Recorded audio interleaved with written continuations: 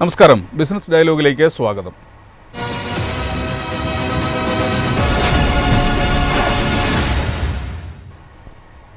കഴിഞ്ഞ കുറച്ചു കാലങ്ങളായി കാലാവസ്ഥാ വ്യതിയാനവും വിപണിയിലെ വിലയിടിവും വർദ്ധിച്ചു വരുന്ന ഉൽപ്പാദന ചിലവും കർഷകനെ വരിഞ്ഞു മുറുക്കുകയാണ്.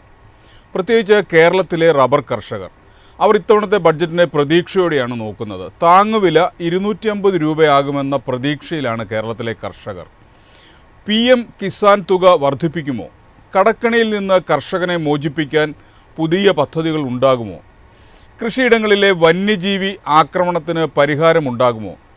ഇവയെല്ലാം കർഷകർ ഉറ്റുനോക്കുന്ന വിഷയങ്ങളാണ്. ധനമന്ത്രി നിർമ്മല സീതാരാമൻ ഫെബ്രുവരി 1-ന് 2026 കേന്ദ്ര ബഡ്ജറ്റ് അവതരിപ്പിക്കുമ്പോൾ ഇന്ത്യയുടെ നട്ടെല്ലായ കാർഷിക മേഖലയ്ക്ക് എന്ത് ലഭിക്കും?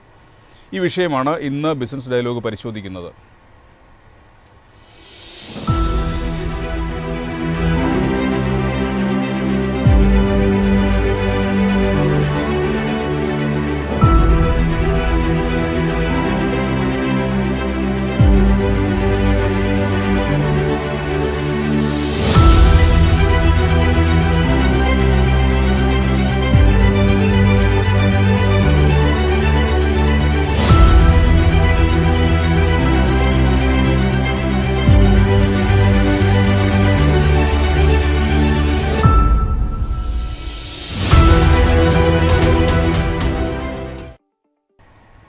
ഈ ചർച്ചയിൽ എന്നോടൊപ്പം മുൻ റബ്ബർ ബോർഡ് ചെയർമാൻ PC സിറിയക്ക്, രാഷ്ട്രീയ കിസാൻ മഹാസംഘ് നേതാവ് KV ബിജു, കർഷകയായ വിധു രാജീവ്, പരിസ്ഥിതി പ്രവർത്തകനായ സഹദേവൻ K എന്നിവർ. ആദ്യം ശ്രീ PC സിറിയക്ക്, റബ്ബർ ഇറക്കുമതി തീരുവ വർദ്ധിപ്പിക്കണമെന്ന ആവശ്യം കാലങ്ങളായി നിലനിൽക്കുന്നുണ്ട്. ആഭ്യന്തര വിപണിയെ സംരക്ഷിക്കാൻ ഈ ബഡ്ജറ്റിലെങ്കിലും വ്യക്തമായ ഒരു ഇമ്പോർട്ട് ഡ്യൂട്ടി പരിഷ്കരണം താങ്കൾ പ്രതീക്ഷിക്കുന്നുണ്ടോ?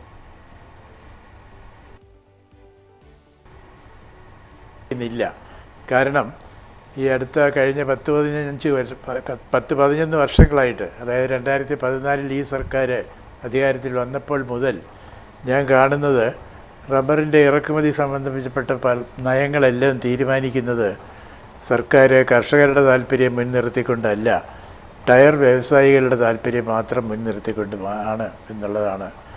അതിലെന്തെങ്കിലും ഒരു മാറ്റം ഇപ്പോൾ ഇനി പ്രതീക്ഷിച്ചിട്ട് കാര്യമില്ല.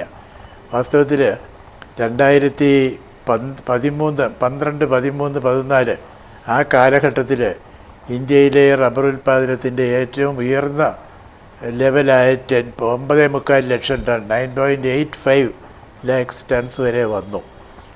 അത് കഴിഞ്ഞ പിന്നെയാണ് 2013-14 മുതൽ തന്നെ തുടങ്ങി ഇറക്കുമതിയുടെ പ്രവാഹം. ആ പ്രവാഹം തുടർന്നു. 2014 കഴിഞ്ഞിട്ട് ഇപ്പം മുൻപൊക്കെ സാധാരണ ഡൊമസ്റ്റിക് പ്രൊഡക്ഷൻ്റെ ഏതാണ്ട് 10% ആയിരുന്നു ഡിഫിഷ്യൻസി, പോരായ്മ 10% മാത്രമായിരുന്നു. ഉദാഹരണമായിട്ട് 10 ലക്ഷം ടൺ പ്രൊഡക്ഷൻ ഉള്ളപ്പോൾ ഏതാണ്ട് 1 ലക്ഷം ടൺ ഇറക്കുമതി അസ്വാഭാവികമല്ല. പക്ഷേ അക്കൊല്ലം കണ്ടത് അന്താരാഷ്ട്ര വിപണിയിൽ കുറച്ച് മാന്യത സംഭവിച്ചു. അതിൻ്റെ ഫലമായിട്ട് ചൈന വാങ്ങാൻ ഉദ്ദേശിച്ചിരുന്ന കുറച്ച് റബ്ബർ, കോൺട്രാക്റ്റ് ചെയ്തിരുന്ന റബ്ബർ, അത് തായ്ലൻഡിലും മറ്റും കെട്ടിക്കിടന്നു. അങ്ങനെ കെട്ടിക്കിടന്ന റബ്ബർ കുറഞ്ഞ വിലയ്ക്ക് നമ്മുടെ വ്യവസായികൾ വാങ്ങി ഇവിടെ സംഭരിക്കുകയും എന്നിട്ട് വിപണിയിൽ നിന്ന് മാറി നിന്ന് ഇവിടെ വില ഇടിക്കുകയും ചെയ്തു. അങ്ങനെ വില ഇടിച്ചു കഴിഞ്ഞപ്പോഴത്തേക്കും കൃഷിക്കാർക്ക് പലർക്കും ടാപ്പർക്ക് കൂലി കൊടുത്തു കഴിഞ്ഞ് പറയത്തൊക്കെ ബാക്കിയൊന്നും മിച്ചമില്ലാത്തൊരു സ്ഥിതി വന്നു. അങ്ങനെ വന്നപ്പം ടാപ്പിംഗ് തന്നെ കുറേ പേര് നിർത്തി. ചുരുക്കത്തിൽ പ്രൊഡക്ഷൻ 10 ലക്ഷം ടണ്ണായിരുന്നു, 9.25 ലക്ഷം ടണ്ണായിരുന്ന റബ്ബറിൻ്റെ പ്രൊഡക്ഷൻ അത് 2 കൊല്ലം കൊണ്ട് 2016 ആയപ്പോഴത്തേക്കും 5 ലക്ഷം ടണ്ണായിട്ട് കുറഞ്ഞു. ഈ 5 ലക്ഷം ടണ്ണായിട്ട് കുറഞ്ഞപ്പോൾ അവരുടെ കൺസംഷൻ പഴയ പോലെ 10 ലക്ഷം 11 ലക്ഷം ടണ്ണിൽ തന്നെ നിന്നു വ്യവസായികളുടെ ആവശ്യം. ഇപ്പോൾ ചുരുക്കത്തിൽ ഏതാണ്ട് 5 ലക്ഷം ടൺ വീതം കഴിഞ്ഞ 5-6 കൊല്ലമായി ഇറക്കുമതി തുടരുന്നു. റബ്ബർ ബോർഡിൻ്റെ ഭഗീരഥ പ്രയത്നങ്ങളൊക്കെ ഉണ്ടായിട്ടും ഈ 5 ലക്ഷം ടണ്ണിൽ കടന്ന ഉൽപ്പാദനം ഇന്നിപ്പോൾ 8 ലക്ഷമോ 8.25 ലക്ഷമോ 8.5 ലക്ഷമോ ഒക്കെ ആയെന്ന് പറയുന്നു.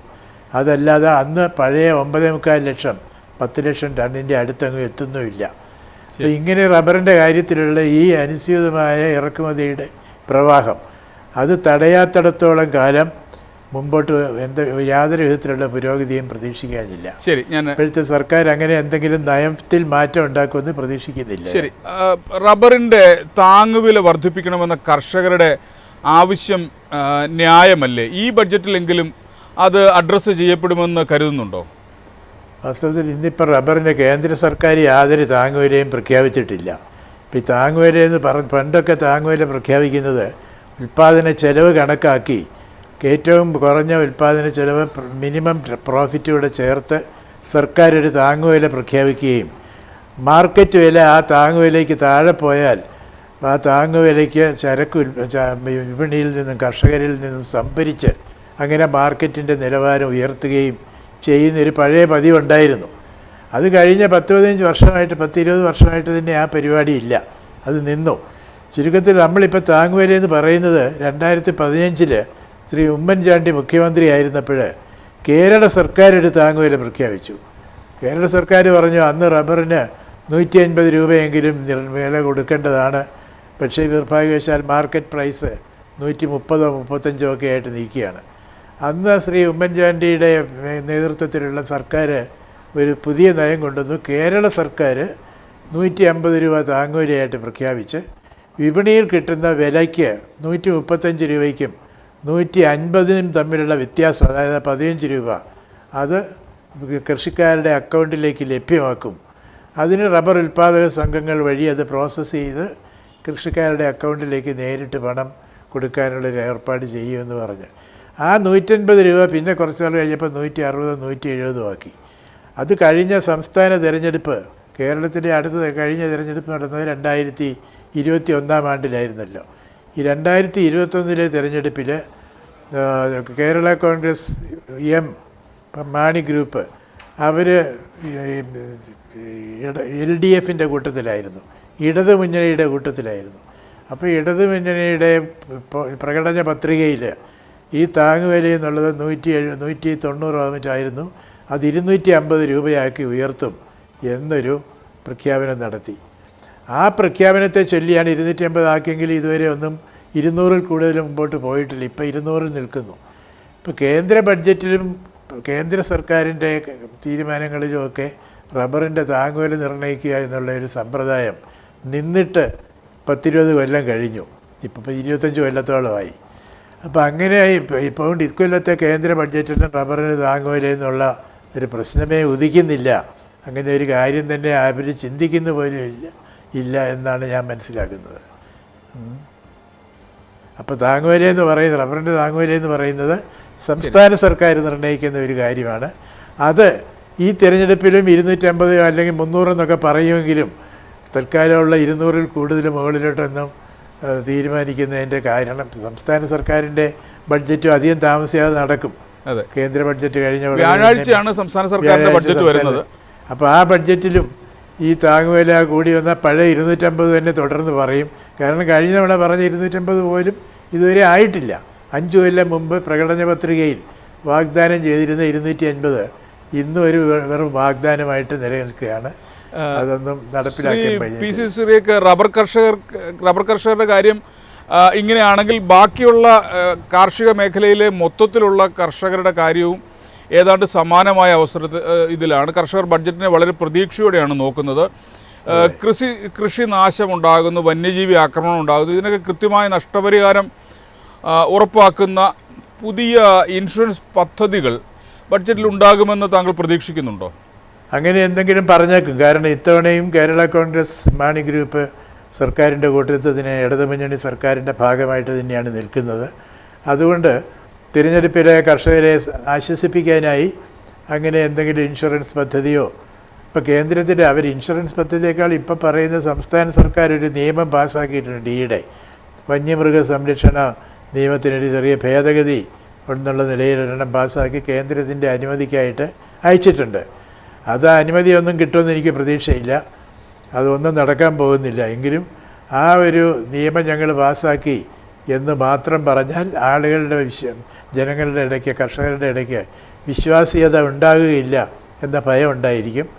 അതുകൊണ്ട് ആ നിയമം പാസ്സാക്കിയെന്ന് പറയുന്നതിന് പുറമേ ഇപ്പോൾ താങ്കൾ പറയുന്നത് പോലെയുള്ള ഇൻഷുറൻസ് പദ്ധതികൾ എന്തെങ്കിലും ഞങ്ങൾ ഇത് അവതരിപ്പിക്കാൻ പോവുകയാണ് എന്നൊരു പ്രതീക്ഷയെങ്കിലും കർഷകർക്ക് നൽകാൻ അവർ തയ്യാറായേക്കും എന്നാണ് എനിക്ക് തോന്നുന്നത്. പക്ഷേ അതൊന്നും യഥാർത്ഥത്തിൽ ഈ പ്രശ്നത്തിനുള്ള പരിഹാരം ആകുന്നില്ലെന്നുള്ളതാണ് സത്യം. ഈ കേരളത്തിലെ പരമ്പരാഗത കർഷകർ റബ്ബർ കൃഷി ഉൾപ്പെടെയുള്ള കൃഷിയിൽ നിന്ന് പിന്തിരിയുകയാണ്.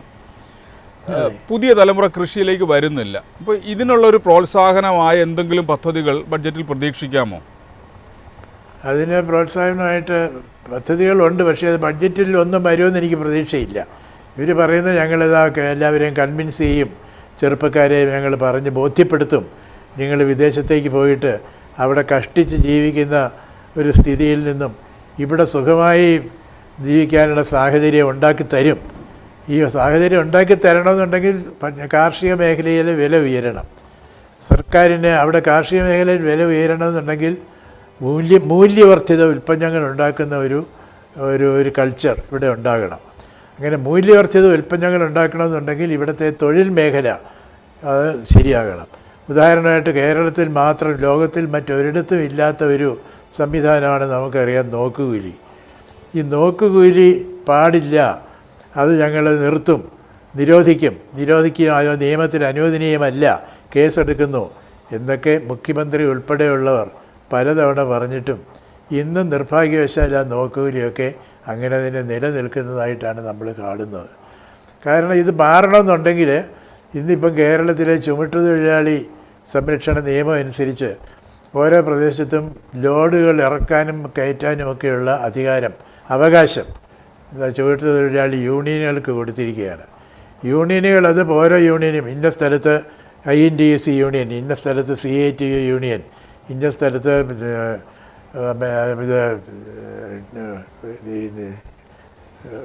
ഇന്ന സ്ഥലത്ത് BJPയുടെ യൂണിയൻ, അങ്ങനെ ഓരോ യൂണിയനും പങ്കിട്ടെടുത്തിരിക്കുകയാണ് സ്ഥലങ്ങൾ. അപ്പോൾ അവിടെ അവരൊരു മോണോപ്പൊളി പോലെ പ്രവർത്തിക്കുകയാണ്. അത് കർഷകരെയും മറ്റ് സാധാരണ ജനങ്ങളെയും വളരെയധികം ബുദ്ധിമുട്ടിക്കുന്നു, ചൂഷണത്തിനിരയാക്കുന്നു. ഈ സ്ഥിതി ഒന്ന് മാറിയാൽ കേരളത്തിലെ ഇൻവെസ്റ്റ്മെൻറ്റ് കൾച്ചറിൽ വിപ്ലവകരമായ മാറ്റം ഉണ്ടാകും. അപ്പോൾ ഈ സ്ഥിതി മാറണമെന്നുണ്ടെങ്കിൽ ചുമട്ടുതൊഴിലാളി യൂണിയൻ ഇവർക്ക് നൽകുന്ന ഈ ഒരു മോണോപ്പൊളി അവകാശം, കുത്തക അവകാശം, അത് എടുത്തു കളയണം. അത് എടുത്തു കളഞ്ഞ് ഇന്ന് നമ്മുടെ പട്ടണങ്ങളിൽ, നമ്മുടെ കേരളത്തിലെ എല്ലാ നഗരങ്ങളിലും പ്രധാനപ്പെട്ട ജംഗ്ഷനുകളിൽ നീല യൂണിഫോം അല്ലെങ്കിൽ മറ്റെന്തെങ്കിലും യൂണിഫോംസ് ഇട്ടുകൊണ്ട് ചുമട്ടുതൊഴിലാളികൾ അതത് കേന്ദ്രങ്ങളിൽ ഇരിപ്പുറപ്പിച്ചിരിക്കുകയാണ്. അവർ ചുമ്മാ ഇരുന്ന് വെടി പറഞ്ഞ് വർത്തമാനം പറഞ്ഞിരിക്കുന്നു. ഏതെങ്കിലും ലോറി അതുവഴി വന്നാൽ ഓടിച്ചെന്ന് അവരിൽ നിന്നും കിട്ടാനുള്ള നോക്കുകൂലി വാങ്ങിക്കുന്നു. ലോറി ഒരുപക്ഷെ ടിപ്പർ ലോറി ആയിരിക്കും. യാതൊരു മനുഷ്യ സഹായം ഇല്ലാതെ തന്നെ ലോഡ് ഇറക്കാൻ തക്ക സംവിധാനങ്ങൾ ആ ലോറിയിൽ തന്നെ ഉണ്ടെങ്കിൽ പോലും അവർക്ക് കിട്ടാനുള്ള കാശ് മേടിക്കും. അത് മേടിച്ചില്ലെങ്കിൽ അവിടെ പ്രശ്നങ്ങളുണ്ടാകുമെന്ന് അറിയാം, അതുകൊണ്ട് കാശ് കൊടുക്കുകയും ചെയ്യുന്നു. അപ്പോൾ ഈ ഒരു സ്ഥിതിക്ക് മാറ്റം ഉണ്ടായാൽ കേരളത്തിലെ കാർഷിക മേഖലയിൽ മൂല്യവർദ്ധിത ഉൽപ്പന്നങ്ങൾ നിർമ്മിക്കാനുള്ള ചെറിയ വ്യവസായങ്ങൾ തഴച്ചു വളരും. അങ്ങനെ വ്യവസായങ്ങൾ തഴച്ചു വളർന്നാൽ കർഷകർക്ക് കൂടുതൽ കാശ് കിട്ടും. അങ്ങനെ കൂടുതൽ കർഷകർക്ക് വരുമാനം കിട്ടുന്നൊരു സാഹചര്യം ഉണ്ടായാൽ മാത്രമാണ് ഇവിടെ ചെറുപ്പക്കാർ തുടർന്ന് നിൽക്കുകയും അങ്ങനെ കൂടുതൽ കാര്യങ്ങൾ ചെയ്ത് ഉൽപ്പാദനം വർദ്ധിക്കുകയും ഒക്കെ ചെയ്യുന്നത്. ശരിയാണ്, താങ്കൾ പറഞ്ഞത് വളരെ കൃത്യമായൊരു നിരീക്ഷണമാണ്. എങ്കിൽ പോലും വളത്തിൻ്റെയും കീടനാശിനികളുടെയൊക്കെ വിലകൾ കുതിച്ചുയരുമ്പോൾ കൃഷി ലാഭകരമായി കേരളം പോലും സംസ്ഥാനത്ത് നടത്താൻ കഴിയും എന്ന് കരുതുന്നുണ്ടോ? പുതിയ തലമുറയെ ആകർഷിക്കാൻ മാത്രം ലാഭമുണ്ടാക്കുന്ന ഒന്നായിട്ട് കൃഷി മാറുമോ? വാസ്തവത്തിൽ കേരളത്തിൽ എവിടെയാണെങ്കിലും കൃഷി വിജയിക്കണമെങ്കിൽ ഏറ്റവും അത്യാവശ്യമായിട്ടുള്ള ചില ഘടകങ്ങൾ പ്രകൃത്യാ തന്നെ ലഭ്യമാകണം. ഉദാഹരണമായിട്ട് നല്ല ഫലഭൂയിഷ്ടമായ മണ്ണ് വേണം. രണ്ടാമത് ആണ്ടുവട്ടം മുഴുവൻ വെള്ളം നൽകുന്ന മഴ വേണം. ഇപ്പോൾ കേരളത്തിലെ മണ്ണ് ഫലഭൂയിഷ്ടമാണ്. ഇടവപ്പാതിയും തുലാവർഷമൊക്കെ ആയിട്ട് ആണ്ടുവട്ടം മുഴുവനും കൃത്യമായ ഇടവേളകളിൽ നമുക്ക് മഴ കിട്ടുന്നുണ്ട്. വെള്ളത്തിൻ്റെ കാര്യത്തിൽ മുട്ടുണ്ടാകില്ല. മൂന്നാമതായിട്ട് വേണ്ടത് നല്ല സൂര്യപ്രകാശം. ഇവിടെ 365 ദിവസങ്ങളുള്ള ഒരു വർഷത്തിൽ 360 ദിവസവും നമുക്ക് 12 മണിക്കൂർ സൂര്യപ്രകാശം കിട്ടുന്നു. അപ്പോൾ 12 മണിക്കൂർ സൂര്യപ്രകാശം, 300 ദിവസത്തിൽ കൂടുതൽ, ഫലഭൂയിഷ്ടമായ മണ്ണ്, വെള്ളം, ഇത് മൂന്നും ഉണ്ടെങ്കിൽ കൃഷി ശരിയാകും. ഈ 3 സൗകര്യങ്ങളും കേരളത്തിൽ ദൈവാനുഗ്രഹത്താൽ നമുക്ക് ലഭ്യമായിട്ടുണ്ട്. അതുകൊണ്ട് ഇവിടെ മറ്റ് സാഹചര്യങ്ങൾ അനുകൂലമാണെങ്കിൽ കൃഷി വിജയിക്കും. അല്പം കൂലി കൂടുതലാണെങ്കിൽ പോലും അത് നമുക്ക് മേക്കപ്പ് ചെയ്യാൻ സാധിക്കും മൂല്യവർദ്ധിത ഉൽപ്പന്നങ്ങൾ നിർമ്മിച്ച് കൂടുതൽ ആദായം കിട്ടുന്ന സംവിധാനം ഉണ്ടെങ്കിൽ. ഉദാഹരണമായിട്ട് ഇതിപ്പം പൈനാപ്പിളും വെറും പൈനാപ്പിളായിട്ട് കയറ്റി അയക്കുന്നതിന് പകരം മൂല്യവർദ്ധിതമാക്കണം. അതുപോലെ തന്നെ മറ്റോരോ ഉൽപ്പന്നങ്ങളും കപ്പയായാലും മറ്റ് എന്ത് കാർഷിക ഉൽപ്പന്നമാണെങ്കിലും റബ്ബറാണെങ്കിലും. പക്ഷേ റബ്ബറിൻ്റെ കാര്യത്തിലുള്ള പ്രയാസം മൂല്യവർദ്ധിത ഉൽപ്പന്നം എന്ന് പറയുകയാണെങ്കിൽ പ്രധാനപ്പെട്ട മൂല്യവർദ്ധിത ഉൽപ്പന്നം ടയറാണ്. ടയറിൻ്റെ കാര്യത്തിൽ നമുക്കൊരു വൻപിച്ച മൂലധനം നിക്ഷേപം ഉണ്ടെങ്കിൽ മാത്രമേ ഒരു ടയർ ഫാക്ടറി സെറ്റപ്പ് ചെയ്യാൻ സാധിക്കുകയുള്ളൂ. 1500 കോടിയും 2000 കോടിയും ഒക്കെ വേണ്ടി വരും ഒരു വയബിൾ കപ്പാസിറ്റിയുള്ള. നേരെ മറിച്ച് മറ്റ് പല ഉദാഹരണമായിട്ട് കൊക്കോ, ചോക്ലേറ്റ് ഫാക്ടറികൾ നിർമ്മിക്കാൻ വേണ്ടി വലിയ മൂലധനത്തിൻ്റെ ഒന്നും ആവശ്യമില്ല. അതുകൊണ്ട് റബ്ബർ ഉപേക്ഷിച്ചാലും സാരമില്ല. മറ്റ് മൂല്യവർദ്ധിത ഉൽപ്പന്നങ്ങൾ, മറ്റ് കാർഷിക വിഭവങ്ങളെല്ലാം മൂല്യവർദ്ധിത ഉൽപ്പന്നങ്ങളാക്കി മാറ്റുന്ന ഒരു സംസ്കാരം കേരളത്തിൽ പ്രചരിച്ചു കഴിഞ്ഞാൽ ഇവിടുത്തെ വിലയും ഫെർട്ടിലൈസറിൻ്റെ വിലയും എല്ലാം കൂടുതലാണെങ്കിലും കൃഷി വിജയകരമാക്കാൻ കഴിയും. പിന്നെ ഫെർട്ടിലൈസറിൻ്റെ ഒക്കെ കാര്യത്തിൽ നമുക്ക് ബയോ ഫെർട്ടിലൈസേഴ്സ് ആവശ്യത്തിൽ കൂടുതൽ ഇവിടെ നിർമ്മിക്കാൻ വേണമെങ്കിൽ. ഉദാഹരണമായിട്ട് നമ്മുടെ മുനിസിപ്പാലിറ്റികളിലും പഞ്ചായത്തുകളിലും നഗരങ്ങളിലും ഗ്രാമങ്ങളിലും ഒക്കെ ഒരുപാട് വേസ്റ്റുകൾ, ഒരുപാട് ബയോ വേസ്റ്റ് ഒരുപാട് കിടപ്പുണ്ട്. ഇതെല്ലാം സംഭരിച്ച് ഒരു ബയോ ഫെർട്ടിലൈസർ ഉണ്ടാക്കാൻ വേണ്ടിയുള്ള ശ്രമം നടത്തിയാൽ തീർച്ചയായിട്ടും നമുക്ക് ഈ കെമിക്കൽ ഫെർട്ടിലൈസേഴ്സിനോടുള്ള ആ ഒരു ഡിപ്പെൻഡൻസ്, ആ കെമിക്കൽ ഫെർട്ടിലൈസേഴ്സിനെ ആശ്രയിച്ച് കഴിയുന്ന ആ സ്ഥിതി അത് മാറ്റാൻ സാധിക്കും. നമുക്ക് കൂടുതലായിട്ട് ബയോ ഫെർട്ടിലൈസേഴ്സ് ഉപയോഗിക്കാൻ സാധിക്കും. ഉദാഹരണമായിട്ട് FACTക്ക് 1000 ഏക്കർ സ്ഥലം ചുമ്മാ കിടക്കുകയാണ് കൊച്ചിൻ ഡിവിഷനിലും ആലുവ ഏലൂർ ഡിവിഷനിലും ഒക്കെ ആയിട്ട്. ഈ ചുമ്മാ കിടക്കുന്ന സ്ഥലത്ത് അവരുടെ ആനമാർക്കിൽ തന്നെ ബയോ ഫെർട്ടിലൈസർ ഉണ്ടാക്കാം. ചുറ്റുപാടുമുള്ള എറണാകുളം ജില്ലയിൽ കൊച്ചി നഗരത്തിലെ എറണാകുളം ജില്ലയിലുള്ള മറ്റ് നഗരങ്ങളിലും ഗ്രാമങ്ങളിലും നിന്നെല്ലാം വേസ്റ്റ്, അഗ്രികൾച്ചറൽ വേസ്റ്റും മറ്റ് ഡെയിലി വേസ്റ്റുകൾ സംഭരിച്ച് FACTയുടെ 1000 ഏക്കറുള്ളിടത്ത് ബയോ ഫെർട്ടിലൈസേഴ്സ് വലിയ മൂലധനമൊന്നുമില്ല ഉണ്ടാക്കി കഴിഞ്ഞാൽ അവരുടെ മാർക്കറ്റിംഗ് സംവിധാനം, ആനമാർക്ക് വളങ്ങൾ വളരെ വിപണിയിൽ പ്രിയമുള്ള സാധനമാണ്. ബയോ ഫെർട്ടിലൈസേഴ്സ് അങ്ങനെ ആനമാർക്കിൽ തന്നെ വിൽക്കാൻ സാധിക്കും.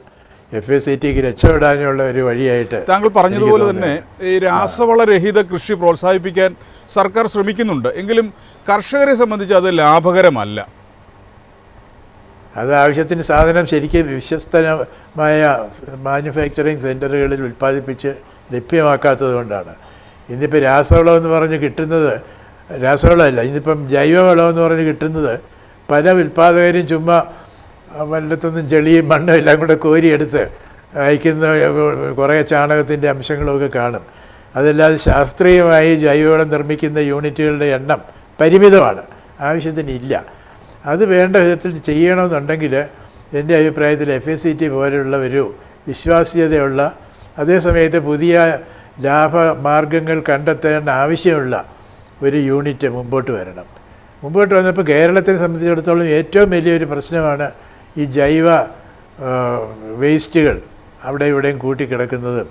അതെല്ലാം കൂടി എടുത്ത് വിശ്വസനീയമായ രീതിയിൽ, ശാസ്ത്രീയമായ രീതിയിലൊരു ഒരു ജൈവവള നിർമ്മാണ സംരംഭം ഇവിടെ തുടങ്ങിയാൽ ആ പ്രശ്നം തീരും.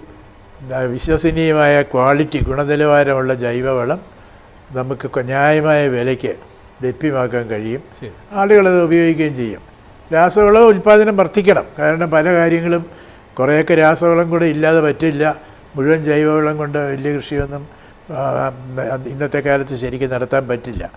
അതുകൊണ്ട് അതും ചെയ്യണം. അങ്ങനെ ഇപ്പം കേന്ദ്ര ബഡ്ജറ്റിൽ തീർച്ചയായിട്ടും രാസവളത്തിൻ്റെ ഉൽപ്പാദനം വർദ്ധിപ്പിക്കാനുള്ള പുതിയ ഫാക്ടറികൾക്കും മറ്റുള്ള ഏർപ്പാടുകൾ ഉണ്ടാകുമെന്നാണ് എൻ്റെ വിശ്വാസം. ശരി, താങ്കൾ പറഞ്ഞതുപോലെ തന്നെ ഈ റബ്ബർ തോട്ടങ്ങളുടെ ആയുസ് കുറയ്ക്കുകയാണ്. ഇങ്ങനൊരു സാഹചര്യത്തിൽ റബ്ബറിൻ്റെ പുനഃകൃഷിക്ക് നൽകുന്ന സബ്സിഡി കാലാനുസൃതമായി വർദ്ധിപ്പിക്കേണ്ടതല്ലേ? അതിന് ബഡ്ജറ്റിൽ തുക വകയിരുത്തേണ്ടത് അത്യാവശ്യമല്ലേ? ഇന്നിപ്പോൾ കേന്ദ്ര സർക്കാരും റബ്ബർ ബോർഡും എല്ലാം കേരളത്തിൽ ഇനിയിപ്പോൾ റബ്ബർ കൃഷിക്ക് ഭാവിയില്ല പല കാരണങ്ങളാലും എന്ന കാര്യം അവർക്ക് മനസ്സിലാക്കി കഴിഞ്ഞിരിക്കുന്നു. ഇത് മനസ്സിലാക്കിയ ടയർ ഇൻഡസ്ട്രി തന്നെ 2 ലക്ഷം ഹെക്ടറിൽ, അതായത് 5 ലക്ഷം ഏക്കറിൽ റബ്ബർ കൃഷി ആസാമിലും മറ്റ് നോർത്ത് ഈസ്റ്റേൺ സംസ്ഥാനങ്ങളിൽ, ആസാമിലും ത്രിപുരയിലും മിസോറാമിലും ഇങ്ങനെ പല സംസ്ഥാനങ്ങളിലായിട്ട് ഏതാണ്ട് 5 ലക്ഷം ഏക്കറിൽ റബ്ബർ കൃഷി പ്ലാന്റ് ചെയ്ത് കഴിഞ്ഞ 2-3 കൊല്ലത്തിനിടയ്ക്ക്. അപ്പോൾ അവരിനി കേരളത്തിൽ നിന്ന് കൂടുതൽ റബ്ബർ വരുമെന്നുള്ളൊരു പ്രതീക്ഷ ഇല്ലാതെ നിൽക്കുകയാണ്. എനിക്ക് അതിലൊരു വിഷമം തോന്നുന്നില്ല. കാരണം കൃഷിക്കാർക്ക് കാശ് കിട്ടുന്നില്ല. കാരണം കാശ് കൂടുതൽ കൊടുക്കണമെന്നുണ്ടെങ്കിൽ ടയർ ഇൻഡസ്ട്രി സമ്മതിക്കില്ല. ശരി, ഞാൻ താങ്കളിലേക്ക് വേഗത്തിൽ മടങ്ങി വരാം. ശ്രീ KV ബിജു, ഈ ബഡ്ജറ്റിൽ നിന്ന് കർഷകൻ എന്താണ് പ്രതീക്ഷിക്കുന്നത്? കേരളവുമായിട്ട് ബന്ധപ്പെട്ട പ്രശ്നത്തിൽ റബ്ബറിന് 250 രൂപ തന്നെയെങ്കിലും അടിസ്ഥാന വിലയായിട്ട് നിശ്ചയിച്ച് അത് ഒരു സപ്പോർട്ട് പ്രൈസായിട്ട് കർഷകന് നൽകുക എന്നുള്ളതാണ് സംസ്ഥാന സർക്കാരിന് ചെയ്യാവുന്ന കാര്യം. റബ്ബറിന്റെ വിലത്തികർച്ചയായിട്ട് ബന്ധപ്പെട്ട ഏറ്റവും വലിയ പ്രശ്നം എന്ന് പറയുന്നത് റബ്ബറിന്റെ ഇറക്കുമതി തീരുവയാണ്. ഇറക്കുമതി തീരുവയിൽ നമുക്കറിയാം WTOയിലെ അടിസ്ഥാന ബൗണ്ട് താരിഫ് എന്ന് പറയുന്നത് 25%. നമ്മളുടെ ഏറ്റവും കുറവ് നിശ്ചയിച്ച ഇറക്കുമതി തീരുവ നിശ്ചയിച്ചത് ഇൻഡോ മലേഷ്യൻ എഗ്രിമെന്റ് ആണ്. ഇതിൽ ഏറ്റവും പ്രശ്നമായിട്ട് വരുന്നത് ഇപ്പൊ കൂടിക്കൊണ്ടിരിക്കുന്ന റബ്ബറിന്റെ ഇറക്കുമതിയിൽ കോമ്പൗണ്ട് റബ്ബറിന്റെ പ്രശ്നമാണ്. കോമ്പൗണ്ട് റബ്ബറിന്റെ 0 to 5% ആണ് ഇറക്കുമതി തീരുവ. കോമ്പൗണ്ട് റബ്ബറിന്റെ 4 വെറൈറ്റിക്ക് 0 to 5% ആണ് ഇറക്കുമതി തീരുവ ഇപ്പോൾ ഉള്ളത്. ഈ ഇറക്കുമതി തീരുവ കൂട്ടാതെയും ആസിയാനും അതുപോലെ സ്പെഷ്യൽ എഗ്രിമെന്റ്സ് ആയിട്ടുള്ള ഇൻഡോ അതുപോലെ മലേഷ്യൻ കരാറും പ്രത്യേകമായിട്ട് റീനെഗോഷിയേറ്റ് ചെയ്ത് കോമ്പൗണ്ട് റബ്ബറിന്റെ ഇറക്കുമതി തീരുവ കൂട്ടാതെ കേരളത്തിലെ കർഷകർക്ക് യാതൊരു രീതിയിലും ഒരു ആശ്വാസം കിട്ടുന്ന കാര്യമല്ല. നമ്മൾ ആസിയാൻ കരാർ ഒപ്പിട്ട് 4 വർഷത്തെ ഇറക്കുമതി വന്നു കഴിഞ്ഞ് ഉടനെ തന്നെ നമ്മൾ അന്നു മുതൽ കേന്ദ്ര സർക്കാരിനോട് ആവശ്യപ്പെടുന്നതാണ് ഇത് റീനെഗോഷിയേറ്റ് ചെയ്യണമെന്ന് പറയുന്നത്. സർക്കാർ ഔദ്യോഗികമായിട്ട് ഞങ്ങൾ കൊടുത്ത കത്തിന് മറുപടിയായിട്ട് റീനെഗോഷിയേഷൻ പ്രോസസ്സ് ആരംഭിക്കും എത്ര പെട്ടെന്ന് അറിയിച്ചു. പക്ഷേ റീനെഗോഷിയേഷനിൽ എന്താണ് കേന്ദ്ര സർക്കാർ റബ്ബറിന്റെ കാര്യത്തിലോ ബാക്കി വിളകളുടെ കാര്യത്തിലോ പറയുന്നതെന്ന് ഇതേവരെ കൃത്യമായിട്ട് ഞങ്ങൾ പറഞ്ഞിട്ടുമില്ല. ഞങ്ങൾ തുടർച്ചയായിട്ട് കത്തെഴുതി നേരിട്ട് വിളിച്ചു, ബാക്കി കാര്യങ്ങളൊന്നും ഒന്നും തന്നെ ചെയ്തിട്ടില്ല. സംസ്ഥാന സർക്കാരിന് ഒരു സപ്പോർട്ട് പ്രൈസ് തരിക എന്നുള്ളത് അതൊരു അടിസ്ഥാനപരമായിട്ടുള്ള പരിഹാരമല്ല. അടിസ്ഥാനപരമായിട്ടുള്ള പരിഹാരം എന്ന് പറയുന്നത് ഈ FTA, അതായത് മലേഷ്യയുമായിട്ടുള്ള ആസിയാൻ കരാർ കൂടാതെ തന്നെ മലേഷ്യ ആയിട്ടുള്ള സെപ്പറേറ്റ് FTA കോമ്പൗണ്ട് റബ്ബറിന്റെ ഇറക്കുമതി തീരുവ കൂട്ടി നിശ്ചയിക്കുക എന്നുള്ളതാണ് യഥാർത്ഥത്തിലുള്ള പരിഹാരം. മുമ്പ് കേന്ദ്ര സർക്കാരിന് ഞങ്ങൾ രാഷ്ട്രീയ കിസാൻ മഹാസംഘ് കത്തയച്ച സമയത്ത് പറഞ്ഞിരുന്നു. അതായത് WTOയിൽ പല രാജ്യങ്ങളും തന്നെ റീനെഗോഷിയേറ്റ് ചെയ്യുന്നുണ്ട് അവരുടെ അടിസ്ഥാന ഇറക്കുമതി തീരുവ ബൗണ്ട് താരിഫ് കൂട്ടാൻ വേണ്ടിയിട്ട്. അപ്പം നമ്മളും അതുപോലെ ബൗണ്ട് താരിഫ് കൂട്ടാൻ വേണ്ടിയിട്ട് പ്രത്യേകമായിട്ട് അംഗരാജ്യങ്ങൾക്ക് കത്ത് നൽകിയിട്ടുള്ള ബൗണ്ട് താരിഫ് കൂട്ടാനുള്ള റബ്ബറിന് കൂട്ടാനുള്ള കാര്യങ്ങളിൽ നടപടിയെടുക്കണം. പിന്നെ എടുത്തു പറയാതെ വയ്യ, WTOയിൽ ചേരുന്ന സമയത്ത് നമ്മുടെ നാട്ടിലെ രാഷ്ട്രീയ പാർട്ടികൾക്കൊക്കെ നമ്മൾ കത്ത് കൊടുത്തു. WTOയിൽ എന്തായാലും ഇന്ത്യ ചേരും എന്ന് ഉറപ്പായി കഴിഞ്ഞപ്പോൾ കേരളത്തിലെ അന്നത്തെ ഒരു പ്രമുഖ രാഷ്ട്രീയ നേതാവ് അന്നത്തെ കൊമേഴ്സ് മിനിസ്റ്ററെ കാണാനും അപ്പം ഞങ്ങളൊക്കെ ആവശ്യപ്പെട്ടു. ഇപ്പം ഭക്ഷ്യ എണ്ണയുടെ 150%, ഗോതമ്പിന്റെ 100% ഒക്കെ നിശ്ചയിച്ചു. ഉയർന്ന താരിഫ് നിശ്ചയിക്കാനായിട്ട് ഗവൺമെന്റിന് പറ്റി. ആ സമയത്ത് നമ്മൾ വാശി പിടിച്ചു റബ്ബറിന്റെ 100% ബൗണ്ട് താരിഫ് വെക്കണമെന്നും പറഞ്ഞുകൊണ്ട്. അന്ന് ടയർ ലോബിയുടെ വളരെ വലിയ സ്വാധീനം കൊണ്ടാണ് ഈ 25% നിശ്ചയിച്ചത്. ഇനിയായാലും അങ്ങനെയുള്ള പ്രവർത്തനങ്ങൾ കൊണ്ട് വളരെ ശക്തമായിട്ട് നമ്മൾ WTO ഏറ്റവും കൂടുതൽ അതിനു വേണ്ടിയിട്ട് ഇറക്കുമതി തീരുവ കുറച്ച് നിശ്ചയിക്കാൻ വേണ്ടി വാശി പിടിക്കുന്ന രാജ്യങ്ങൾ എന്ന് പറയുന്നത് ഒന്ന് ജപ്പാനാണ്, മറ്റൊന്ന് ഓസ്ട്രേലിയ ആണ്. ആ രാജ്യങ്ങളുമായിട്ടൊക്കെ ഇപ്പം നമുക്ക് FTA ഉണ്ട്. അപ്പോൾ ഇതൊക്കെ ലിങ്ക് ചെയ്തിട്ട് ഇന്ത്യ വളരെ ശക്തമായിട്ട് ഇന്ത്യയിലെ കൊമേഴ്സ് മിനിസ്ട്രി ആർഗ്യൂ ചെയ്ത് കഴിഞ്ഞ് കഴിഞ്ഞാൽ നമുക്ക് WTOയിലെ ഈ ബോണ്ട് താരിഫ് നമുക്ക് കൂട്ടി നിശ്ചയിക്കാൻ പറ്റും. ശ്രീ PC സിറിയക്ക്, കേരളം റബ്ബർ കൃഷിക്ക് പറ്റിയ ഇടമല്ല എന്ന തരത്തിലേക്ക് മാറിക്കഴിഞ്ഞു എന്നാണ് താങ്കൾ സൂചിപ്പിച്ചത്. എന്താണ് പ്രധാനമായ കാരണം? പ്രധാന കാരണം ഇത്രയേ ഉള്ളൂ, ന്യായമായ വില ഇവിടെ കൊടുക്കാൻ പറ്റുന്നില്ല. കർഷകരുടെ താല്പര്യവും ടയർ വ്യവസായികളുടെ താല്പര്യവും രണ്ടാണ്. ഇപ്പോൾ കേന്ദ്ര സർക്കാർ ഇതിൽ ടയർ വ്യവസായികളുടെ താല്പര്യത്തിന് സംരക്ഷിക്കാൻ വേണ്ടി നിലപാട് ഉറപ്പിച്ചു കഴിഞ്ഞു. അങ്ങനെ നിലപാട് ഉറപ്പിച്ചു കഴിഞ്ഞ സ്ഥിതിക്ക് കർഷകർക്ക് ന്യായവില കിട്ടുന്നില്ല. ടയർ ഇൻഡസ്ട്രി നിർണ്ണയിക്കുന്ന വില മാത്രമാണ് കർഷകർക്ക് കിട്ടുന്നത്. അതും കുറച്ച് മുമ്പ് ശ്രീ KV ബിജു പറഞ്ഞതുപോലെ സാധാരണ റബ്ബറിൻ്റെ ഇറക്കുമതി തന്നെ 4-5 ലക്ഷം ടണ്ണാകുന്നു, 5 ലക്ഷം ടണ്ണ്. അതിന് പുറമേ കോമ്പൗണ്ട് റബ്ബർ എന്നുള്ള പേരിൽ തീരെ കുറഞ്ഞ, സാധാരണ റബ്ബറിന് 25% ഇമ്പോർട്ട് ഡ്യൂട്ടിയൊക്കെ ഉണ്ട്. അതുകൊണ്ട് അന്താരാഷ്ട്രീയ വിലയെല്ലാം കൺസിഡർ ചെയ്യുമ്പോഴേക്കും ഇറക്കുമതി ചെയ്യുകയാണെങ്കിൽ ഈ ഷീറ്റിന് 260 രൂപയെങ്കിലും അവർക്ക് മുടക്കേണ്ടി വരും. പക്ഷേ ഇവിടെ അവർ 190, 195 കൂടി വന്നാൽ 200 മാത്രമേ കൊടുക്കാൻ തയ്യാറാവുന്നുള്ളൂ. ഈ സ്ഥിതി തുടരുന്നിടത്തോളം കാലം ഇവിടെ രക്ഷയില്ലെന്ന് ഞാൻ പറഞ്ഞു. ഇവിടെ വില കൂടുതൽ കിട്ടുകയാണെങ്കിൽ റബ്ബർ കൃഷിക്ക് പ്രശ്നമൊന്നുമില്ല. പക്ഷേ ഇന്നത്തെ സാഹചര്യത്തിൽ ഈ ഫോർസിയബിൾ ഫ്യൂച്ചർ നമുക്ക് കാണാൻ പറ്റുന്ന ഭാവി കാലം നോക്കുകയാണെങ്കിൽ ടയർ ഇൻഡസ്ട്രിക്ക് അനുകൂലമായ നിലപാട് അത് കേന്ദ്ര സർക്കാർ മാറ്റാനുള്ള സാധ്യതകൾ കാണുന്നില്ല. മിക്കവാറും മാറ്റാൻ പോകുന്നില്ല, ഇതേ നിലപാട് തുടരും. അതുകൊണ്ടാണ് ഞാൻ പറഞ്ഞത്, ടയർ ഇൻഡസ്ട്രി കൽപ്പിച്ച് തരുന്ന വില മാത്രം കൈനീട്ടി വാങ്ങിക്കുന്ന, എന്നും കുമ്പിളിൽ തന്നെ കഞ്ഞി കുടിക്കുന്ന കർഷകൻ്റെ ഒരു റോളാണ് കേരളത്തിലെ ചെറുകിട റബ്ബർ കർഷകനുള്ളത്. ആ റോൾ നിലനിൽക്കുന്നിടത്തോളം കാലം ഇവിടെ റബ്ബർ കൃഷിക്ക് ഭാവിയില്ല എന്നാണ് ഞാൻ പറഞ്ഞത്. ശ്രീ PC ശ്രീക്ക് കേന്ദ്ര വിഹിതം കൂടി ഉൾപ്പെടുത്തി റബ്ബർ വില സ്ഥിരതാ ഫണ്ട് ശക്തിപ്പെടുത്താൻ ബോർഡ് മുൻകൈയെടുക്കേണ്ട സാഹചര്യമല്ലേ ഉള്ളത്? ഇതിനായി ബഡ്ജറ്റിൽ തുക നീക്കി വെക്കുമെന്ന് കരുതുന്നുണ്ടോ? റബ്ബർ ബോർഡും മറ്റും താല്പര്യം എടുത്താലും അതൊന്നും അവിടെ ഇപ്പം ആരും സീരിയസ് ആയിട്ട് ഗൗരവമായിട്ട് കണക്കിലെടുക്കുന്ന ഒരു സാഹചര്യമല്ല ഇന്ന് നിലവിലുള്ളത്. കേന്ദ്ര സർക്കാർ അവർ തീർച്ചയായിട്ടും പല കാരണങ്ങൾ കൊണ്ടും ചെറുകിട കർഷകർക്ക് അനുകൂലമായ നിലപാട് എടുക്കാതെ വ്യവസായിക്ക് അനുകൂലമായ നിലപാട് മാത്രം എടുത്തുകൊണ്ടിരിക്കുന്ന സ്ഥിതിയാണ്. അതുകൊണ്ട് ഇത് വാസ്തവത്തിൽ ഇപ്പം WTO എഗ്രിമെൻറ്റിനകത്ത്, ലോകവാണിജ്യ കരാറിൽ, ഇങ്ങനെ ഇറക്കുമതിയുടെ അതിപ്രസരം കൊണ്ട് ഏതെങ്കിലും ഒരു രാജ്യത്ത് ഒരു സ്ഥലത്ത് ഒരു ഉൽപ്പന്നത്തിൻ്റെ വില ഇടിഞ്ഞു പോവുകയാണെങ്കിൽ, വില ഇടിയുകയും അതിൻ്റെ ഫലമായിട്ട് ഉൽപ്പാദനം കുറയുകയും ചെയ്തു പോയാൽ, നഷ്ടപ്പെട്ട ഉൽപ്പാദനം പഴയ നിലവിലേക്ക്, പഴയ നിരക്കിലേക്ക്, പഴയ തലത്തിലേക്ക് വീണ്ടെടുക്കാൻ വേണ്ടി സംരക്ഷണ ചുങ്കം എന്ന പേരിൽ സേഫ് ഗാർഡ് ഡ്യൂട്ടി, ഇപ്പം നമ്മളിപ്പോൾ സ്റ്റീലിൻ്റെ കാര്യത്തിൽ കേന്ദ്ര സർക്കാർ, കെമിക്കൽസിൻ്റെ കാര്യത്തിലും എല്ലാം ഈ അടുത്ത 1-2 മാസത്തിനിടയ്ക്ക് തന്നെ ഇറക്കുമതി ചുങ്കം വർദ്ധിപ്പിച്ചു, സേഫ് ഗാർഡ് ഡ്യൂട്ടി. അതുപോലെ റബ്ബറിൻ്റെ കാര്യത്തിലും സേഫ് ഗാർഡ് ഡ്യൂട്ടി വർദ്ധിപ്പിക്കേണ്ടതാണ്. കാരണം ലോകവാണിജ്യ കരാറിൻ്റെ വ്യവസ്ഥ അനുസരിച്ച് തന്നെ റബ്ബറിൻ്റെ ഉൽപ്പാദനം ഇവിടെ ഞാൻ നേരത്തെ പറഞ്ഞതുപോലെ 9.25 ലക്ഷം ടണ്ണിൽ നിന്നും 5 ലക്ഷം ടണ്ണായിട്ട് കുറഞ്ഞു. ഈ കുറഞ്ഞതിൻ്റെ കാരണം ഇറക്കുമതിയുടെ അതിപ്രസരം തന്നെ. അപ്പോൾ ആഭ്യന്തര ഉൽപ്പാദനം, അധിക ഇറക്കുമതിയുടെ ഫലമായിട്ട് ആഭ്യന്തര ഉൽപ്പാദനം നഷ്ടപ്പെട്ടാൽ ആ ഉൽപ്പാദനം വീണ്ടെടുക്കാൻ വേണ്ടി ഇറക്കുമതിയെ നിയന്ത്രിക്കാൻ വേണ്ടി കൂടുതൽ ചുങ്കം ചുമത്തി 25% പകരം 75%-ഓ 100%-ഓ ആയിട്ട് ചുങ്കം വർദ്ധിപ്പിക്കാൻ കേന്ദ്ര സർക്കാരിന് അധികാരമുണ്ട്. ആരോടും ചോദിക്കേണ്ട, ലോകവാണിജ്യ കരാറിൻ്റെ അനുവാദമൊന്നും ആവശ്യമില്ല.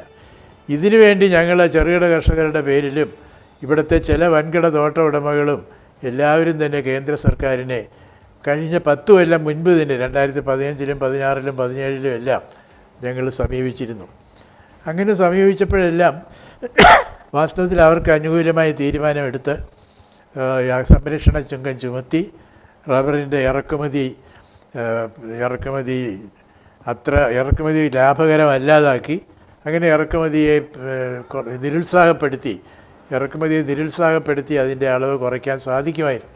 അതവർ ചെയ്തില്ല മനഃപൂർവ്വം.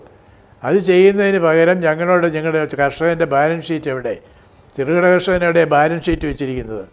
അപ്പോൾ എവിടെ ചെറുകിട കർഷകൻ്റെ ബാലൻസ് ഷീറ്റ് എന്ന് ചോദിച്ച് ബാലിശമായ ചില പ്രതിബന്ധങ്ങൾ ഉയർത്തി ആ കാര്യം ഒന്നും ചെയ്തില്ലെന്നുള്ളതാണ് സത്യം.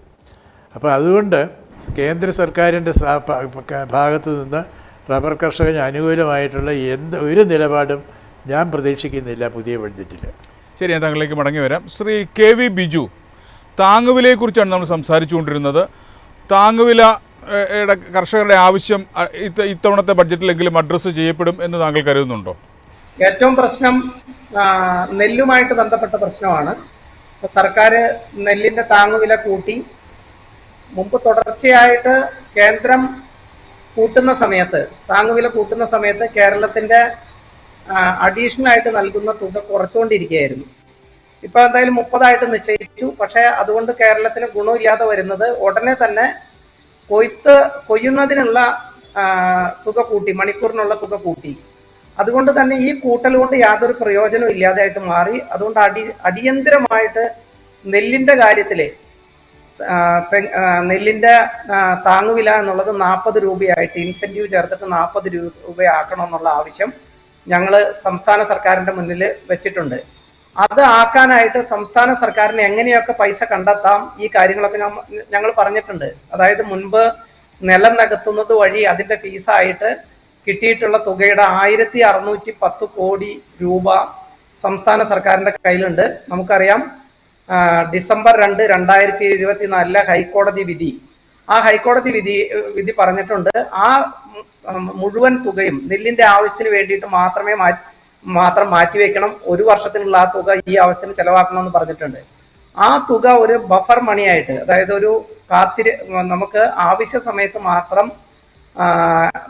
ത്തേക്കുള്ള തുകയായിട്ട് മാറ്റിവെച്ചാൽ തന്നെ കേന്ദ്ര സർക്കാർ നൽകുന്ന പണത്തെ ആശ്രയിക്കാതെ തന്നെ സംസ്ഥാന സർക്കാരിന് നെല്ലിന്റെ താങ്ങുവില 40 രൂപയായിട്ട് നിശ്ചയിക്കാൻ പറ്റും. പ്രധാനപ്പെട്ട ഒരു കാര്യം, വർഷങ്ങളായിട്ട്, കഴിഞ്ഞ ഒരു 15 വർഷമായിട്ട് സംസ്ഥാനത്തെ നെൽകർഷകർ ആവശ്യപ്പെടുന്നത് പ്രത്യേകമായിട്ടുള്ള ബഡ്ജറ്റ് അലോക്കേഷൻ നെല്ലിന് വേണ്ടിയിട്ട് വേണം. നമ്മളുടെ സ്റ്റാപ്പിൾ ഡയറ്റാണ്.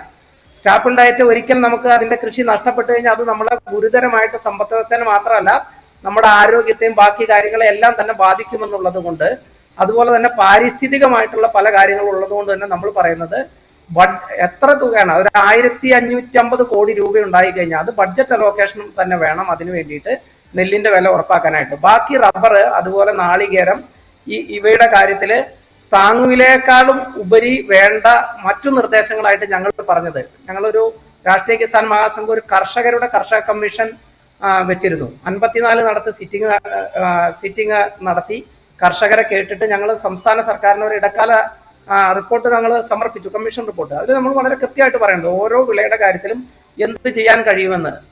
ഇപ്പോ ഇവരുടെ തന്നെ കർഷക സംഘടന ഓൾ ഇന്ത്യ തലത്തിൽ ആവശ്യപ്പെടുന്നത് പ്രോസസ്സിംഗുമായിട്ട് പെട്ട ഇൻഡസ്ട്രീസ് കോഓപ്പറേറ്റീവ് സൊസൈറ്റി വഴിയായിട്ട് തുടങ്ങണമെന്നാണ് പറയുന്നത്. ഇത്രയധികം കോഓപ്പറേറ്റീവ് സൊസൈറ്റികൾ, അഗ്രികൾച്ചർ പ്രൈമറി കോഓപ്പറേറ്റീവ് സൊസൈറ്റികൾ ലിങ്ക് ചെയ്തിട്ടുള്ള മറ്റൊരു സംസ്ഥാനം ഇന്ത്യയിലില്ല. അപ്പൊ അത് പ്രയോജനപ്പെടുത്തി നെല്ലിന്റെ മാത്രമല്ല റബ്ബറിന്റെ കാര്യത്തിലായാലും അതുപോലെ തന്നെ നാളികേരത്തിന്റെ കാര്യത്തിലായാലും സർക്കാരിന് താങ്ങുവില നിശ്ചയിക്കുകയും അത് ഉറപ്പാക്കാനായിട്ട് സ്വന്തമായിട്ടുള്ള കോഓപ്പറേറ്റീവ് സൊസൈറ്റികളെ ലിങ്ക് ചെയ്തിട്ടുള്ള സംവിധാനം, പ്രോസസ്സിംഗ് ഇൻഡസ്ട്രി സംവിധാനം ഏർപ്പെടുത്തുകയാണെങ്കിൽ, അതായത് ഇവരുടെ കർഷക സംഘടന തന്നെ അഖിലേന്ത്യാ തലത്തിൽ ആവശ്യപ്പെടുന്ന കാര്യങ്ങൾ ഇവർക്ക് ചെയ്യാൻ പറ്റുകയാണെങ്കിൽ കേരളത്തിലെ കർഷകർക്ക് ഈ പ്രധാനപ്പെട്ട വിളകളുടെ വില ഉറപ്പാക്കാൻ കഴിയും. ഞങ്ങൾ പറഞ്ഞത്, ഇപ്പൊ ഗുജറാത്ത് ചെയ്യുന്ന ഒരു കാര്യം, അമൂല് അവരുടെ ഗുജറാത്ത് കോഓപ്പറേറ്റീവ് സൊസൈറ്റി നിലക്കടല ഏറ്റെടുത്ത് അത് എണ്ണയാക്കിയിട്ട് വിൽക്കുന്ന സമയത്ത് കർഷകർ നാളികേരത്തിന്റെ വില എന്തൊക്കെ ഇറക്കുമതിയോ പാമോയിൽ ഇറക്കുമതിയോ ഒന്നും താഴാതിരിക്കാനായിട്ട് നമുക്ക് ചെയ്യാവുന്ന ഒരു കാര്യമുണ്ട്. ഞങ്ങൾ പറഞ്ഞു, മിൽമയെ കൊണ്ട് അതുപോലെ തന്നെ നാളികേരം ഏറ്റെടുപ്പിക്കുക. എത്ര വിലയായാലും ശുദ്ധമായ വെളിച്ചെണ്ണയാണ് എന്ന് പറഞ്ഞ മലയാളി എത്ര വില കൊടുത്തും വാങ്ങും. ഈ നിർദ്ദേശം, അതായത് കർഷക കമ്മീഷന്റെ ഇടക്കാല റിപ്പോർട്ടായിട്ട് ഈ നിർദ്ദേശം സമർപ്പിച്ച സമയത്ത് ഞങ്ങൾ എത്രയും പെട്ടെന്ന് കർഷകരുടെ, കൃഷി ഓഫീസർമാരുടെ എല്ലാവരുടെയും യോഗം വിളിച്ച് ഈ കാര്യത്തിൽ തീരുമാനം എടുക്കുമെന്ന് പറഞ്ഞു. അദ്ദേഹം ഞങ്ങളുടെ സമ്മേളനത്തിൽ വന്ന് ഉറപ്പ് നൽകിയതാണ്. അപ്പൊ വർഷം 1.5 കഴിഞ്ഞു, ഈ കാര്യത്തിൽ ഒരു തീരുമാനം ഉണ്ടായിട്ടില്ല. ഇവരുടെ ഓൾ ഇന്ത്യ ഓർഗനൈസേഷൻ തന്നെ പറയുന്ന കാര്യങ്ങൾ ചെയ്ത് കഴിഞ്ഞാൽ തന്നെ കേരള സർക്കാരിന് ഒരു പൈസ നഷ്ടമില്ലാതെ തന്നെ ഈ കാര്യങ്ങൾ വളരെ നന്നായിട്ട് തന്നെ. ഞാൻ താങ്കളിലേക്ക് മടങ്ങി വരാം. ശ്രീ മാജുഷ് മാത്യു, പ്രതിപക്ഷം ഈ ബഡ്ജറ്റിൽ നിന്ന് എന്താണ് പ്രതീക്ഷിക്കുന്നത്? കർഷകരുടെ നിരന്തരമായ ആവശ്യങ്ങൾ പ്രതിപക്ഷം നിരന്തരമായി ആവശ്യപ്പെടുന്ന കാര്യങ്ങളാണ്. കേരളത്തിലെ സംബന്ധിച്ച് പറയുകയാണെങ്കിൽ വന്യമൃഗശല്യം ഏറ്റവും അധികം രൂക്ഷമായി നിൽക്കുന്ന ഒരു പ്രദേശമാണ്. വന്യമൃഗശല്യത്താൽ നഷ്ടപ്പെടുന്ന കൃഷിക്ക് വിള ഇൻഷുറൻസിൽ കാര്യമായി ഒന്നും ലഭിക്കുന്നില്ല. അതിനൊരു ഇൻഷുറൻസ് പാക്കേജ് മലയോര മേഖലയോട് ചേർന്ന് കിടക്കുന്ന പ്രദേശങ്ങളിൽ വന്യമൃഗങ്ങളുടെ നാശനഷ്ടം, വന്യമൃഗങ്ങളുടെ ആക്രമണം മൂലം മരണപ്പെടുന്ന കർഷകർക്ക് അവർ നശിപ്പിക്കുന്ന കൃഷിക്ക് മതിയായ നഷ്ടപരിഹാരം ലഭിക്കുന്ന പാക്കേജുകൾ ഞങ്ങൾ പ്രതീക്ഷിക്കുന്നുണ്ട്. അതുപോലെ തന്നെ റബ്ബറിന്റെ കോമ്പൗണ്ട് റബ്ബറിന്റെ ഇറക്കുമതിയെ സംബന്ധിച്ച് ഞാനിത് ചർച്ചയിൽ ഞാനിപ്പോൾ കയറി ചെയ്തേ ഉള്ളൂ. സിറിയക്കാരെ സംബന്ധിച്ച് എന്താ പറഞ്ഞതെന്ന് ഞാൻ കേട്ടിട്ടില്ല. കോമ്പൗണ്ട് റബ്ബർ ഇറക്കുമതി ചെയ്യുന്നതുമായി ബന്ധപ്പെട്ട് അതിന് ഒരു നിർവചനം കേന്ദ്ര ഗവൺമെന്റ് കൊണ്ടുവരേണ്ടതുണ്ട്.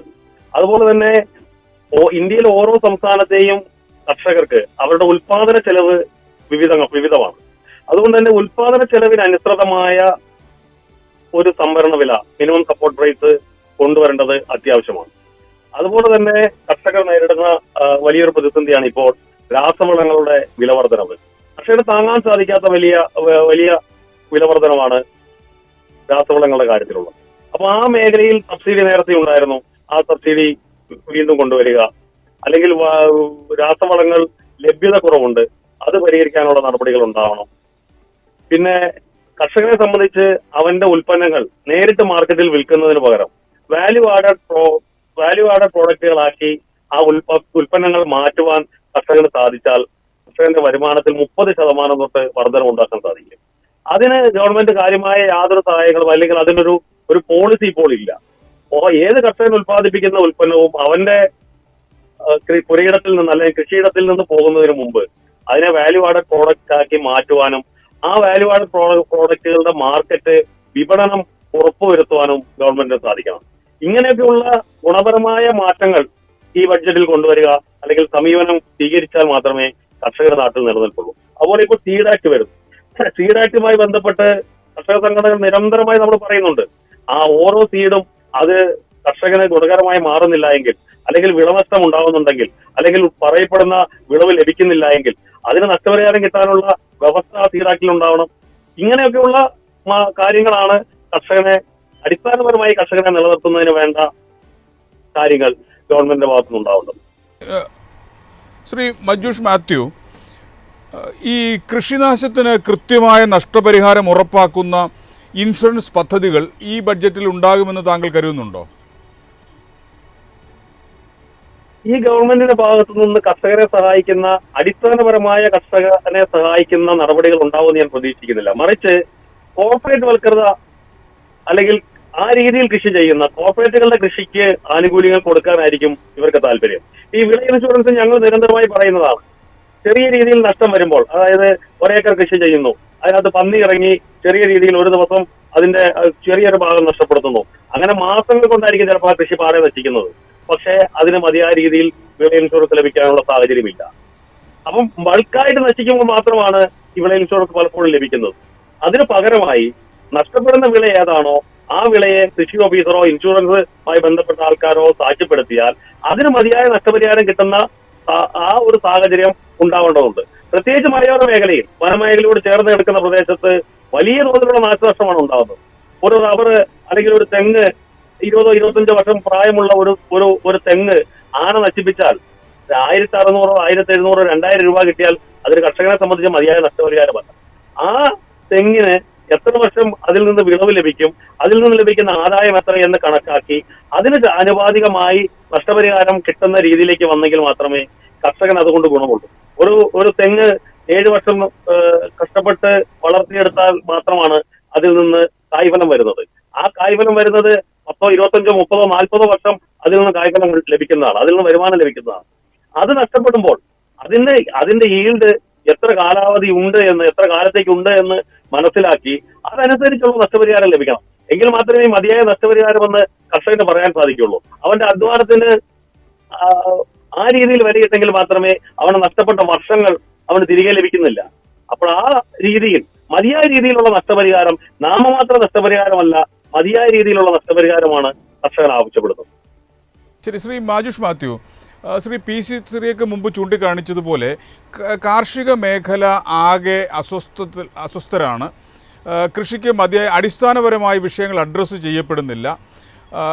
കീടനാശിനികളുടെയും വളങ്ങളുടെയും വില കുതിച്ചുയരുകയാണ്. കൃഷി ലാഭകരമല്ലാത്ത ഒരു സംഗതിയായി മാറിയിരിക്കുകയാണ്. ഈ വിഷയങ്ങളെ അഡ്രസ്സ് ചെയ്യാൻ ബഡ്ജറ്റ് തയ്യാറാകുമെന്ന് കരുതുന്നുണ്ടോ? ഞാൻ കരുതുന്നില്ല. കാരണം ഒരു കർഷകനെ സംബന്ധിച്ച് അവന്റെ അടിസ്ഥാന വരുമാനം ഉറപ്പിക്കാൻ ഈ ഗവൺമെന്റിന് യാതൊരുവിധ ശ്രമവും ഇതുവരെ നടത്തിയിട്ടില്ല. ഏതൊരു ജോലിക്കും ഒരു അടിസ്ഥാന ശമ്പളമുണ്ട്. ഒരു കർഷകനെ സംബന്ധിച്ച് അവൻ ഒരേക്കർ കൃഷി ചെയ്യുന്ന കർഷകനാവട്ടെ, അതിൽ കൂടുതൽ ചെയ്യുന്നവനാവട്ടെ, അവൻ അടിസ്ഥാന വരുമാനം ആ കൃഷിയിൽ നിന്ന് ഉറപ്പാക്കുക എന്നത് ഈ ഗവൺമെന്റ് ചെയ്യേണ്ട ഏറ്റവും പരമപ്രധാനമായ കർത്തവ്യമാണ്. അതുകൊണ്ട് തന്നെയാണ് ഞാൻ ആദ്യം പറഞ്ഞത്, കൃഷിയുടെ ഉൽപാദന ചിലവിന് ആനുപാതികമായി MSP അടക്കമുള്ളവ പ്രഖ്യാപിക്കുക. ഈ NDA ഗവൺമെന്റിന്റെ പ്രകടന പത്രികയിൽ ആദ്യം അവർ പറഞ്ഞതാണ് ഉൽപാദന ചെലവിന്റെ 1.5 ഇരട്ടി വിലയ്ക്ക് സംഭരണ വില നിശ്ചയിക്കുമെന്ന്. അതെല്ലാം മറന്നുപോയ ഗവൺമെന്റാണ്. അതുകൊണ്ട് തന്നെ സാധാരണ കർഷകന് ഈ സർക്കാരിന്റെ ബഡ്ജറ്റിൽ വലിയ തോതിലുള്ള പ്രതീക്ഷയുണ്ട് എന്ന് എനിക്ക് വിശ്വാസമില്ല. ശരി, ഞാനൊന്ന് ഇടപെടുകയാണ്. നമ്മുടെ സമയം ഇവിടെ പൂർണ്ണമായിരിക്കുകയാണ്. ചർച്ച ഇവിടെ അവസാനിക്കുകയാണ്. വളരെ ഗൗരവമേറിയ നിരീക്ഷണങ്ങളാണ് ഇന്നിവിടെ ഉയർന്നു വന്നത്. കേവലം സബ്സിഡികൾ നൽകുന്നതിലുപരി കൃഷിയെ ലാഭകരമായ ഒരു തൊഴിലാക്കി മാറ്റാനുള്ള ദീർഘകാല പദ്ധതികളാണ് കേന്ദ്ര ബഡ്ജറ്റിൽ നിന്ന് കർഷകർ പ്രതീക്ഷിക്കുന്നത്. കൃത്യമായ കയറ്റുമതി ഇറക്കുമതി നയങ്ങളും നിയമപരമായ താങ്ങുവിലയും ഈ കാലഘട്ടത്തിൻ്റെ തന്നെ ആവശ്യമാണ്. കാലാവസ്ഥാ വ്യതിയാനം ഒരു യാഥാർത്ഥ്യമായി നിലനിൽക്കുമ്പോൾ തന്നെ പരിസ്ഥിതി സൗഹൃദമായ കൃഷി രീതികൾക്ക് പിന്തുണ നൽകേണ്ടതും അനിവാര്യമാണ്. ഫെബ്രുവരി 1 പാർലമെൻറ്റിൽ ധനമന്ത്രി ബഡ്ജറ്റിൻ്റെ പെട്ടി തുറക്കുമ്പോൾ അതിൽ മണ്ണിൽ വിയർപ്പൊഴുക്കുന്ന കർഷകൻ്റെ കണ്ണീരൊപ്പുന്ന പ്രഖ്യാപനങ്ങൾ ഉണ്ടാകുമെന്ന് നമുക്ക് പ്രതീക്ഷിക്കാം. ചർച്ചയിൽ പങ്കെടുത്ത ശ്രീ PC സിറിയക്ക്, KV ബിജു, മഞ്ജുഷ് മാത്യു, നന്ദി. മറ്റൊരു വിഷയവുമായി അടുത്തയാഴ്ച കാണാം. നമസ്കാരം.